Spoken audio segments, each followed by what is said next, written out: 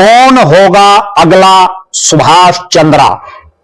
कौन होगा अगला कार्तिकेय शर्मा?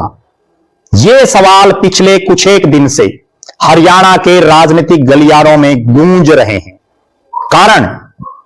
कारण हरियाणा प्रदेश की 2 राज्यसभा सीटों के लिए कुछ ही समय बाद होने जा रहे चुनाव का है। हरियाणा में राज्यसभा की 5 सीटें, जिनमें 4 बीजेपी जीती हुई और एक निर्दलीय जिन्होंने बीजेपी को समर्थन दे रखा है। 2 भाजपाइयों किरण चौधरी और रामचंद्र जांगड़ा का कार्यकाल अप्रैल के शुरू में 2026 में पूरा होने वाला है, लिहाजा फरवरी में चुनाव होने की पूरी संभावनाएं हैं। अब कौन होगा अगला सुभाष चंद्रा और कौन होगा कार्तिकेय शर्मा, यह सवाल क्यों उठ रहा है?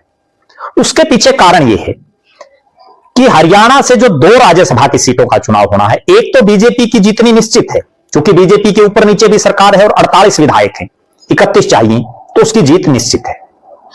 दूसरी सीट पर कांग्रेस के 37 विधायक हैं और अगर कांग्रेस के विधायक एकजुट रहे, कोई बड़ा खेला किसी ने नहीं किया, तो उनकी भी जीत निश्चित है। लेकिन चूंकि देश में भी बीजेपी की सरकार, हरियाणा में भी बीजेपी की सरकार, और हम 2 चुनाव ऐसे देख चुके हैं जिसमें बीजेपी समर्थित निर्दलीय प्रत्याशी, जिनके पास जब उन्होंने फार्म भरा राज्यसभा सांसद के प्रत्याशी के तौर पर, तब तक उनके पास बहुमत नहीं था। लेकिन उसके बाद ऐसा खेला हुआ कि बीजेपी समर्थित निर्दलीय प्रत्याशी चुनाव जीत गए। मैं आपको याद दिलाता हूं 2 चुनाव। पहला सुभाष चंद्रा, जो जी टीवी ग्रुप के मालिक हैं, बहुत बड़े उद्योगपति, बड़े धनाढ्य हैं, हिसार से ही संबंध रखते हैं। सुभाष चंद्रा ने सुप्रीम कोर्ट के बहुत बड़े वकील, जिनको इनेलो ने भी समर्थन दे रखा था, उस समय इनेलो विपक्ष में थी, विपक्ष की पार्टी इनेलो थी, कांग्रेस तीसरे नंबर पर थी, 2016 के चुनाव की हम बात कर रहे हैं, और कांग्रेस ने भी उनको समर्थन दे रखा, और आर के आनंद बहुमत उनके पास, उसके बावजूद ऐसा खेला हुआ शाही पेन की शाही बदली गई